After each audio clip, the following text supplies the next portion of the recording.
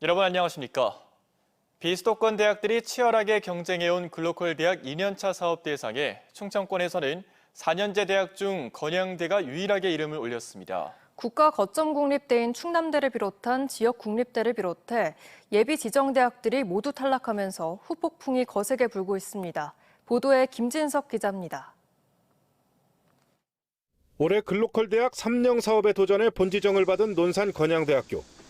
국방도시의 특성을 살려 의료와 사회복지 중심의 캠퍼스를 대개조해 K국방산업의 선도대학으로 국방융합 인재를 양성하겠다는 비전을 제시했습니다. 육군훈련소, 국방대학, 상군본부, 국방산업단지 개발부지 등과 인접한 논산 창의융합 캠퍼스를 국방산업 중심으로 전면 개편한다는 겁니다. 학사 구조를 국방산업 특화 융합 체계로 바꾼다는 점이 주요했던 것으로 판단이 됩니다. 특히 소멸 위기의 논산시를 국방산업 생태계를 주도하는 군수 산업도시로 만드는 지역 발전 모델을 만들어 논산시와 함께 대면 평가에 나서 높은 점수를 얻었다는 관측입니다. 대한민국 헌치빌 논산을 만들겠다라고 하는 그 논산시의 국방 군수 산업 비전을 제시를 했고요. 그 국방 군수 산업의 그 비전을 바로 우리 건양대학교가 잘 담아내고 있습니다. 연합신청으로 글로컬에 지정된 대전보건대는 대구보건대, 광주보건대와 함께 보건의료산업 인력 양성 표준 모델을 제시했습니다.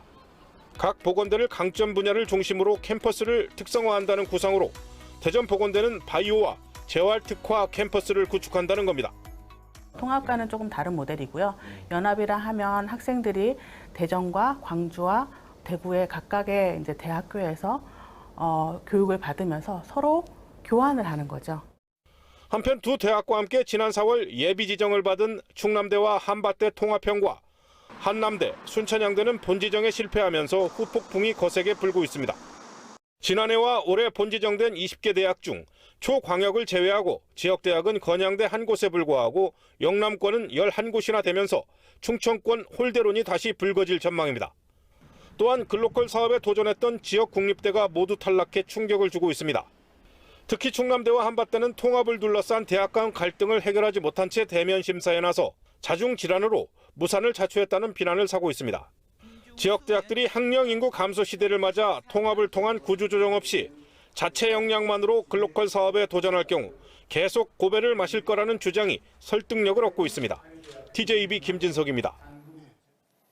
딥페이크 범죄가 SNS를 중심으로 기승을 부리는 가운데 올해 대전 세종 충남학교에서 불법 합성물 관련 범죄가 대전 4건, 세종 2건, 충남 6건 접수를 했습니다. 대전에선 어제 처음으로 여고생 A양이 영상물에 본인 얼굴이 합성돼서 유포됐다며 시교육청과 대전 중부경찰서에 신고해 수사가 진행 중입니다. 지역 시도교육청은 각 학교 측에 공문을 보내 피해 사례 전수조사에 착수하는 한편 시민단체는 지자체와 교육당국, 경찰의 협의체계를 하루빨리 구축해 조사해야 한다며 수사를 촉구했습니다. 고수원 경보가 27일째 이어지고 있는 충남 태안 천수만 양식장에서 폐사한 우럭이 350만 마리를 넘어섰습니다. 태안군은 54개 어가가 참여해 운영하는 6개 양식장에서 어제까지 우럭 354만여 마리가 폐사한 것으로 잠정 집계했습니다. 일주일 사이 150만 마리 가까이가 더 폐사하면서 피해액은 40억 원에 달합니다. 지역 간 인구 경제 불균형 완화를 위해 추진 중인 기회발전특구의 성공적인 조성을 위해서 중앙지방 간담회가 열렸습니다. 정부는 법인 지방세 감면은 물론 상속세 면제안을 추가로 제시하며 기업들의 지역 투자를 유도한다는 계획입니다. 김철진 기자입니다. 윤석열 정부의 지역균형 발전 대표 정책 중 하나인 기회발전특구. 지역으로 이전하는 기업에 소득세와 법인세, 지방세 등을 감면해주는 정책으로 지역에선 대전 유성구에 안산 첨단 국방융합지구와 원촌 첨단 바이오메디컬 혁신지구가 선정된 바 있습니다. 하지만 전국의 각종 특구만 1000개에 육박하는 상황 속에 파격적 혜택이 부족하다는 지적이 나오자 정부가 기회발전특구로 이전하는 중견 중소기업에 상속세를 면제하는 방안을 제시했습니다. 세종 총리공관에서 열린 첫 번째 기회발전특구 중앙지방협력간담회에서 정부가 매출액 5천억 원 미만이던 공제 대상과 최대 600억 원의 공제 한도를 모두 없애는 가업 상속 공제 개정안을 밝혔습니다. 상대적으로 높은 우리나라 상속세가 기업의 투자 유인을 저해한다는 우려를 고려하면 지자체에는 지역의 일자리를 늘리고 지역의 활력을 높일 기업을 유치하는 데 큰 도움이 될 것입니다. 안산과 원촌지구 각각 국방과 바이오 기업을 유치 중인 대전시도 상속세 면제 카드에 환영의 뜻을 나타냈습니다. 다만 최근 정부가 수도권 내 인구 감소 지역과 접경 지역에도 기회발전 특구를 확대하는 방안을 검토하는 데 대해선 우려의 뜻을 나타냈습니다. 접경 지역과 인구 감소 지역에 대한 이야기가 나오면서 여러 수도권에 있는 기업들이 수도권에 머물려고 하는 지금 상황이 좀 발생하고 있는 것으로 알고 있습니다. 이에 대한 확인과 배려를 좀 해주시면은 정부가 기회발전 특구의 상속세 폐지 외에도 추가 혜택 등을 확대하겠다고 밝힌 가운데 지역의 기회발전 특구 조성에도 탄력이 붙을 전망입니다. TJB 김철진입니다.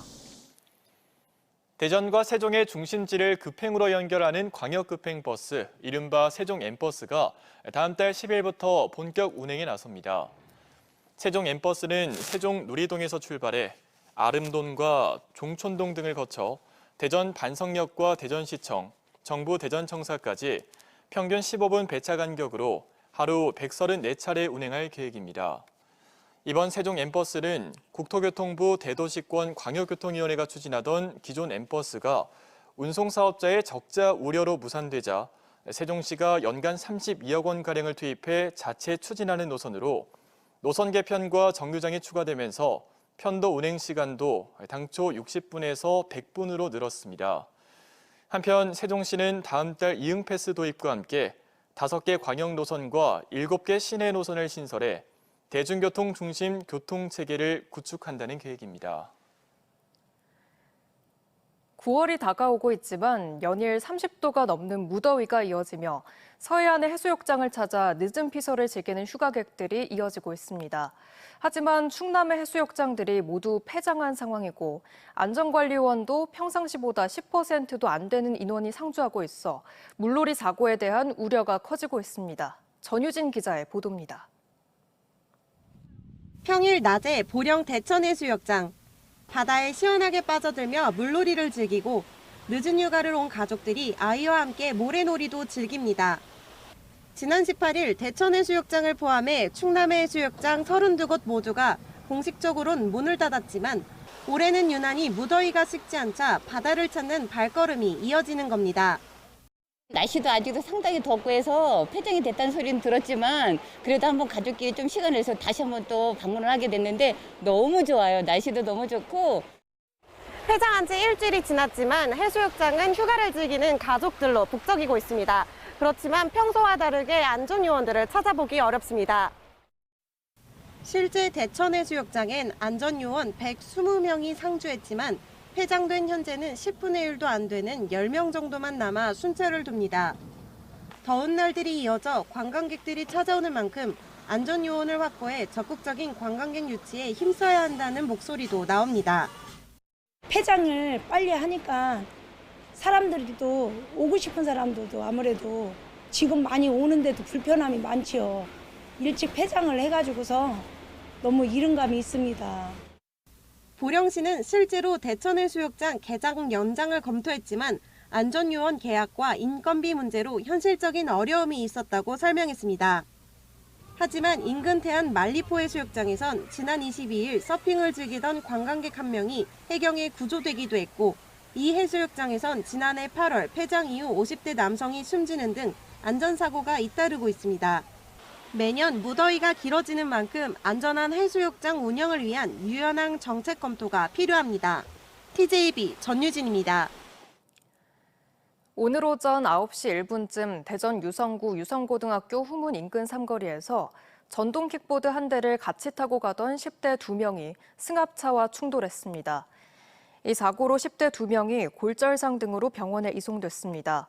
경찰은 신호 위반을 한 킥보드가 좌회전하던 승합차와 충돌한 것으로 보고 정확한 사고 경위를 조사하고 있습니다.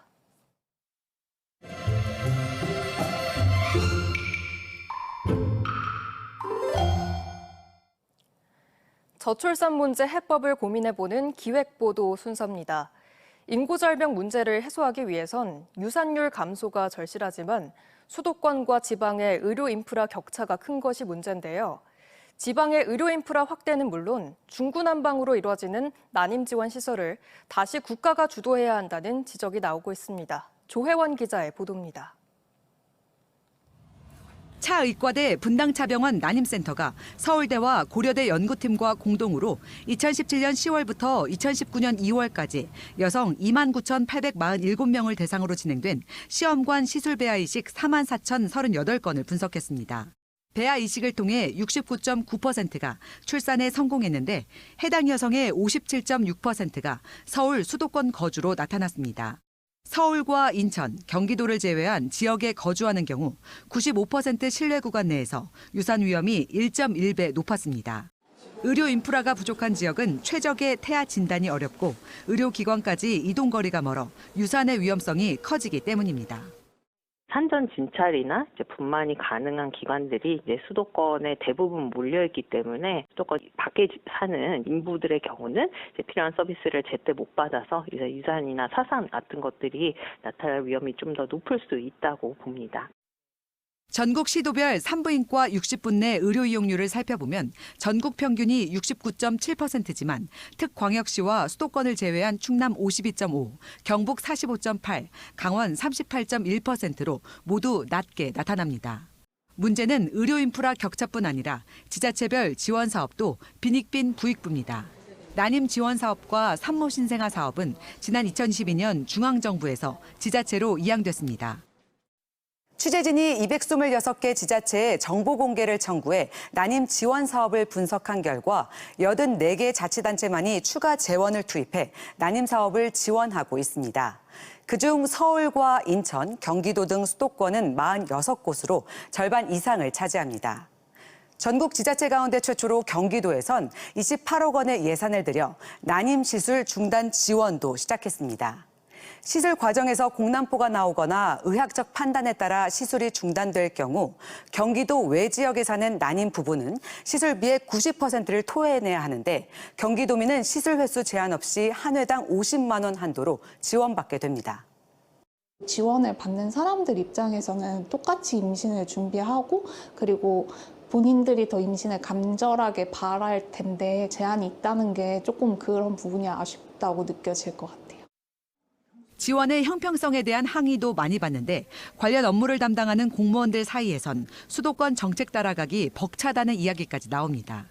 실제 지난해 국회 예산정책처에서 발간한 재정분권 정책 및 지방 이양사업 평가에서도 저출산 문제는 국가적 과제인 만큼 지방 이양된 난임 지원 사업을 다시 국가가 주도해야 한다고 지적했습니다. 난임 부부들이 사실 심리적인, 경제적인 어려움을 참 많이 겪고 있는데요. 10명 중 1명이 이 난임 시술을 통해서 태어난다라고 보았을 때 어떤 저출산 문제를 해결하는 데 있어서도 굉장히 사회적으로도 중요한 의미를 갖는다라고 생각을 합니다. 지역의 의료 인프라와 지원 정책의 격차가 더 벌어지지 않도록 임신을 원하는 부부들의 간절함은 똑같은 마음임을 최우선에 둔 제도적 보완이 이루어져야 합니다. TJB 조혜원입니다. 서산에서 응급분만을 해야 하는 산모가 병원을 찾지 못해 결국 구급차 안에서 출산을 하는 일이 벌어졌습니다.